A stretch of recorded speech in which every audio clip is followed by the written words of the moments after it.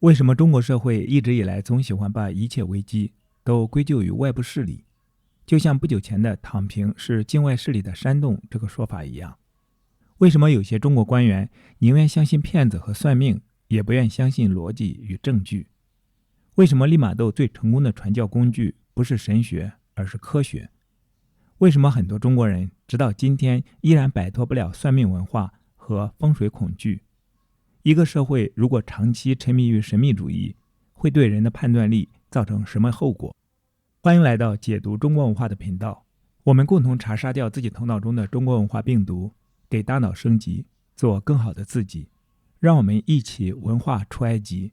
今天我們繼續讀利瑪竇中國札記第17章，教會在南京成長起來。我們已經看到基督教在其他中心日益進步的某些事例，與此同時，南京的教会也隨之而前進，歸信的人數每一年翻一倍，隨着人數成倍增長，他們對新的信仰也越發感到滿意。為了避免重述不同教区的類似情況，我們只需要說南京的信徒在各個方面都可以與其他傳教中心的信徒相媲美，以同樣的信仰、同樣的虔誠和類似的熱情而自豪。我們在這裡只敘述那些與眾不同的突出之點，並附帶提一下，在南京也和別處一樣，謠言傳播要比實際損害引起更大的恐懼。1606年，官員們逮捕了一名百姓和15、16個同夥，罪名是謀叛，指控他的罪狀是糾集3000名叛亂者，準備消滅南京的官員。據說發現了一本書，裡面包括有叛亂計劃、全部謀叛者的名字，還有他們將如何分配各個官職的計劃，誰去佔據點名要殺害的這一或那一官員的位置等等。正如當知道一樁秘密的人數太多的時候，就常會發生的那樣一樣，結果是有一個人不滿於給他安排的職位，成為了叛徒，告了密。那本書還透露他們準備殺害大臣，奪取以前皇帝的皇宮，搶劫國庫和裡面收藏了數百年的寶貴的文物。當然，如果這樣的反叛不在萌芽之中扼殺，整個國家就要遭受浩劫。謀叛分子被下述拖延时间的酷刑辦法處以可怕的死刑，這通常是用於懲處叛逆者的。用一個圓形的金屬大枷鎖套在犯人的脖子上，牢牢枷鎖，枷的重量落在肩上，而且很大，所以犯人的手夠不着嘴，必須由別人餵飯。他必須帶着這樣的重量日夜站立着，直到體內的排泄使腿上的肉糜爛。當2條腿一垮，整個身體就完了。其中有些人熬刑15天才死。有時候是他们的行刑者准許在夜裡給他們一點喘息的機會。這次叛亂的謠言給魔鬼的使者一個機會散布流言說，神父們是這次起事的真正策劃者。這攪亂了信徒們，使他們人數下降。但是緊張過去，他們人數又加了1倍。疑懼的陰雲很快消散了，和平的陽光又重返人間。在郭居敬神父由於健康不佳而隱居在澳門的那幾年裡，羅如望神父負責南京的事。1609年，他奉利瑪竇神父的命令接管南昌傳教團，黎馬諾神父則奉耶穌會會長神父的命令返回澳門。王風素神父留在南京，他是皮德蒙特人，學過4年中文，已經精通了中文。林寧什神父留下來做他的助手，因為林培里神父不適應南京的氣候，生了重病，已經返回澳門神學院就醫。他痊癒後又回到他的崗位。他回來後，傳教事業繼續發展，信徒人數增加，和官員們的友好關係又得到恢復。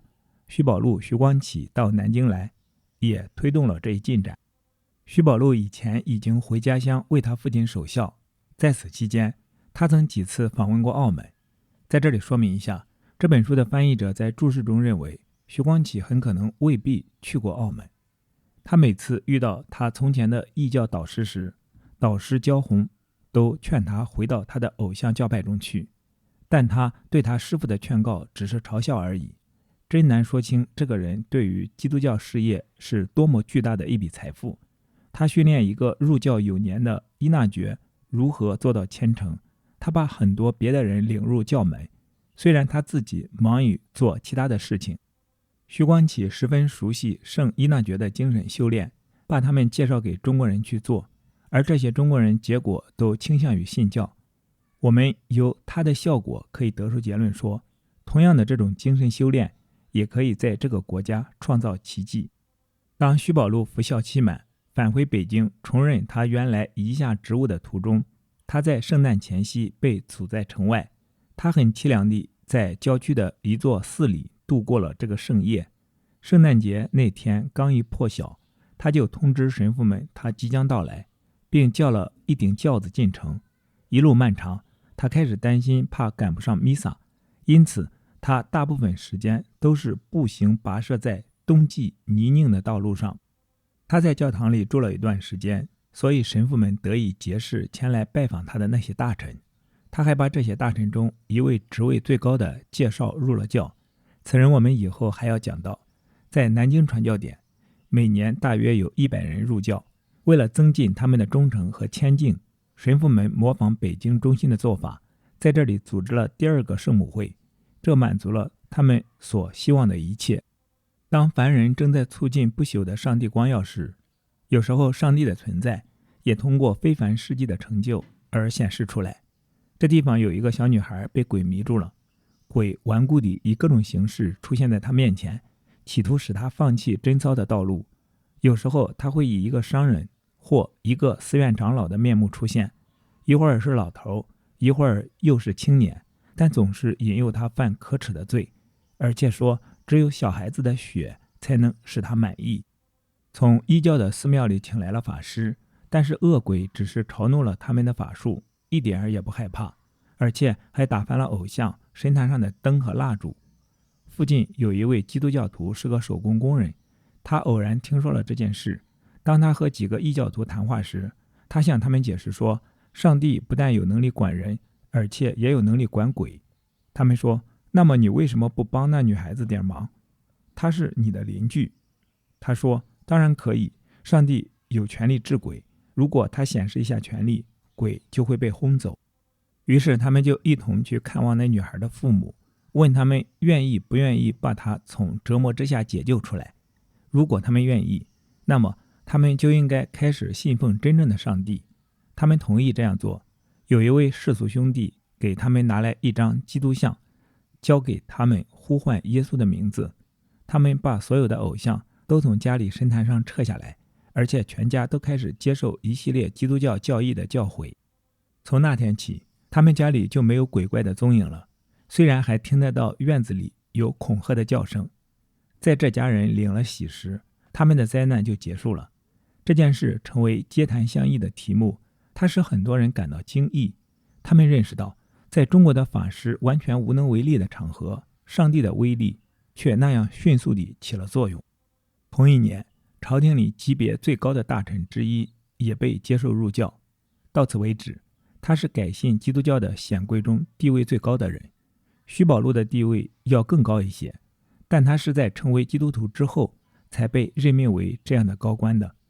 這個人的職稱相當於我們所稱為的大法官，中文名叫通政司。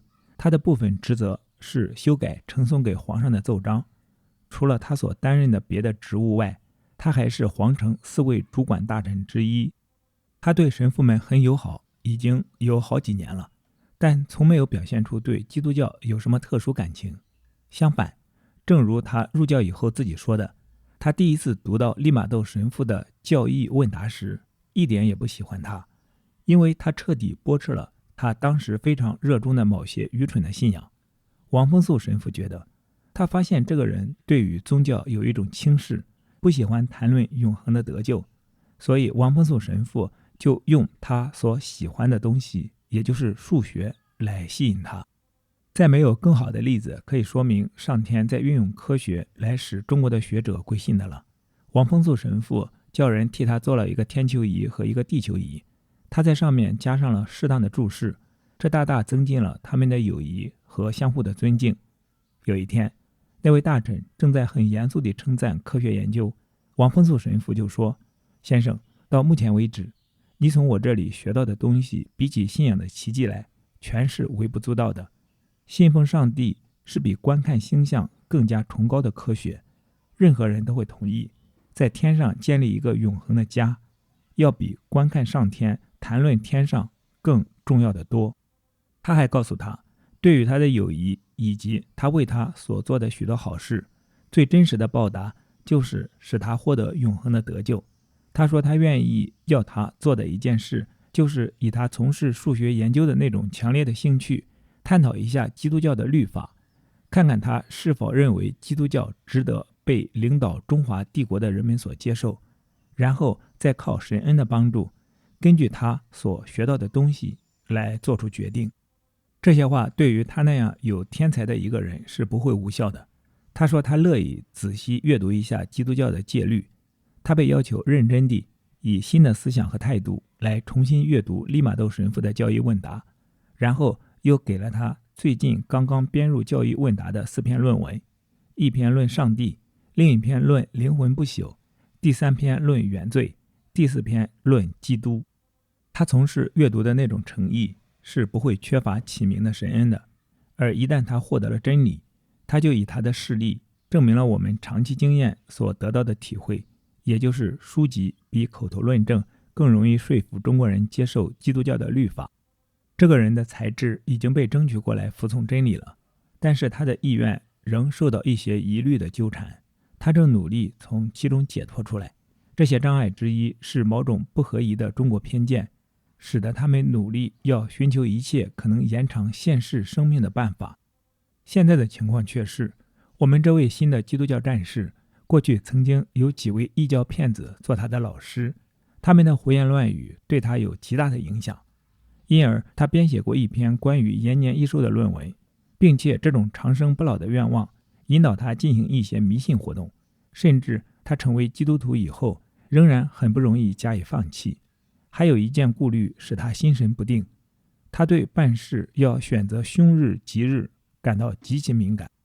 他過去習慣於請教騙人的術士預言未來，他發現很難與這種習慣決裂。他從年輕時就一直是這種習慣的奴隸。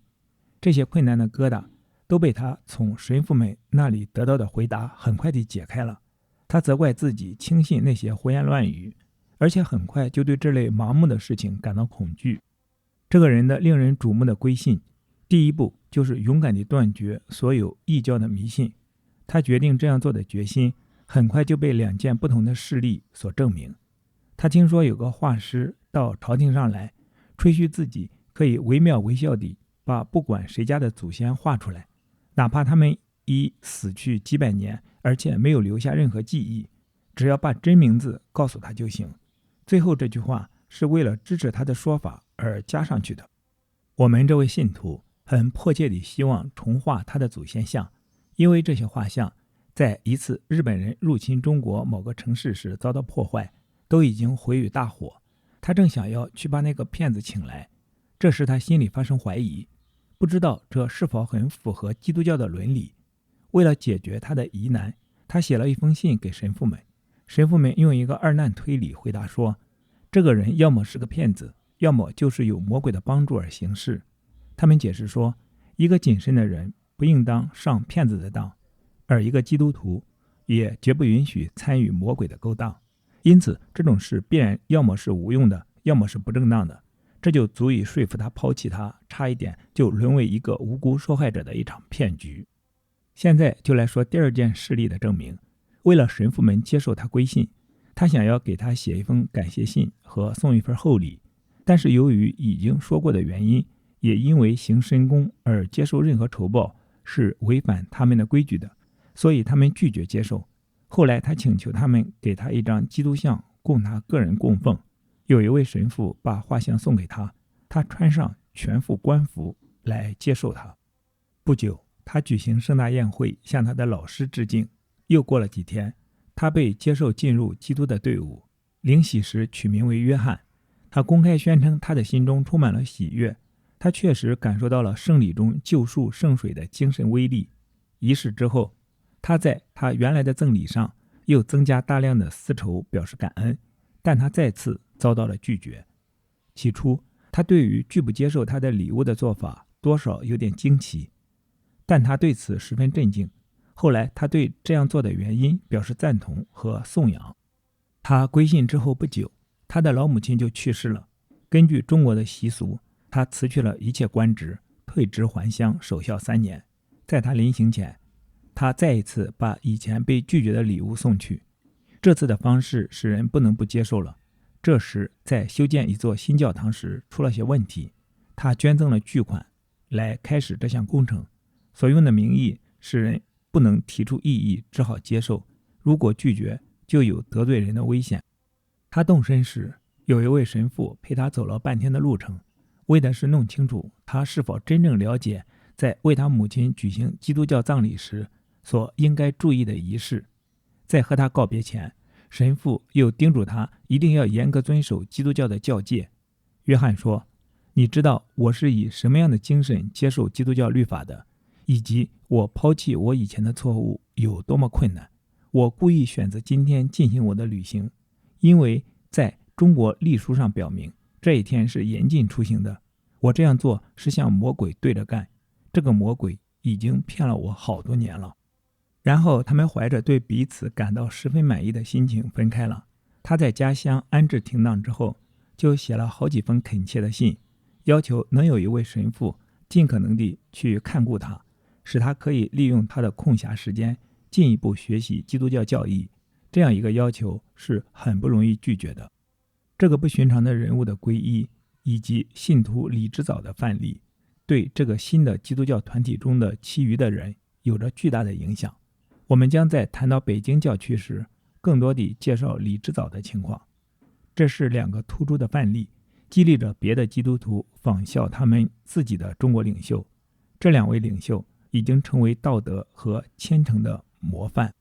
在聖誕節的晚上，李之藻和別的信徒們一起祈禱和反省，傾訴自己的內心，懺悔過去的罪惡，身上沒有一點表示自己崇高地位的尊嚴的痕跡或樣子。這對大家的影響是十分明顯的。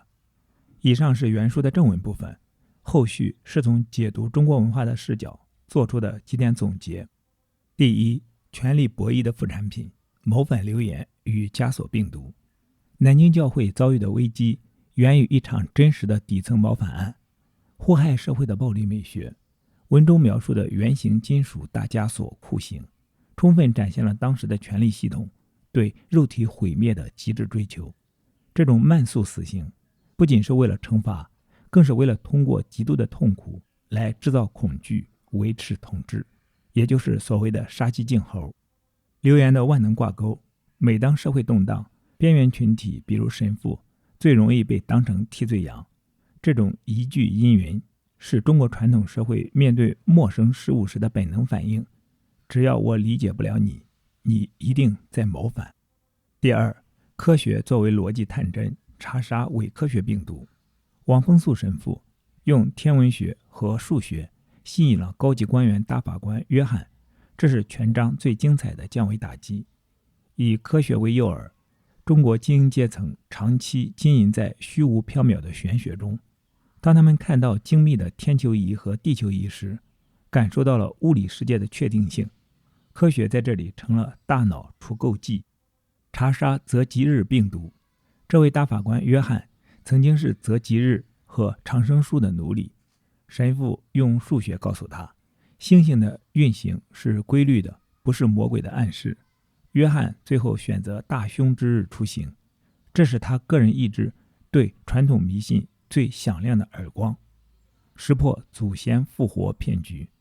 那個吹噓能畫出幾百年前祖先像的畫師，精準地利用了中國人的孝道焦慮。神父用簡單的二難推理，要麼是騙子，要麼是魔鬼，就幫約翰省下了一筆巨款。這說明邏輯才是防騙的最高級防火牆。第三，徐光啟、徐寶路，文化出埃及的領路人。徐光啟在南京的表現，證明了一個受過頂級中國傳統教育的人，一旦大腦完成升級，會釋放出多麼大的能量。精神修煉的本地化，他不僅自己信，還將聖依納爵的精神靈修的修煉方法介紹給中國人。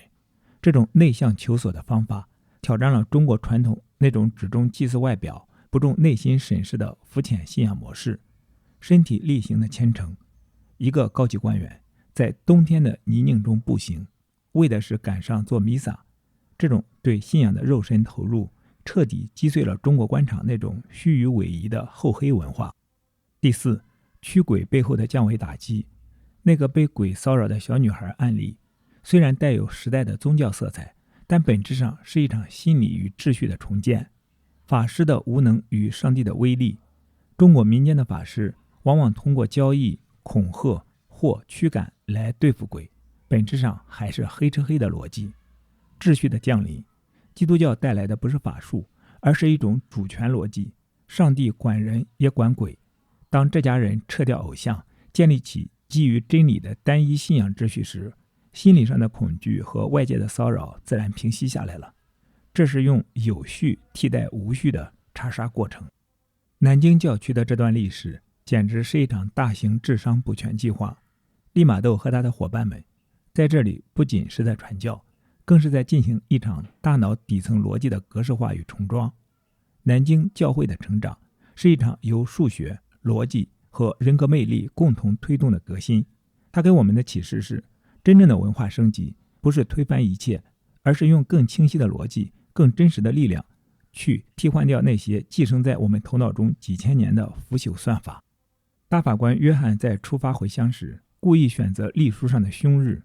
他說，我這樣做是向魔鬼對着幹，這個魔鬼已經騙了我好多年了。在你的生活中，是否也有一些所謂的忌諱、傳統禁忌或面向風水，就像看不見的鎖鏈一樣拉扯着你的決策？你敢不敢像約翰一樣，為了驗證真理，故意在那個被認為不吉利的日子邁出你新生活的第一步？當你意識到規律勝過運氣時，你的大腦才算真正完成了從迷信病毒到科學思維的跨越。好，今天的讀書分享暫時到這裡。今天我們讀了第5卷第17章，教會在南京成長起來。期待在下一次的解讀中國文化中與你再相逢。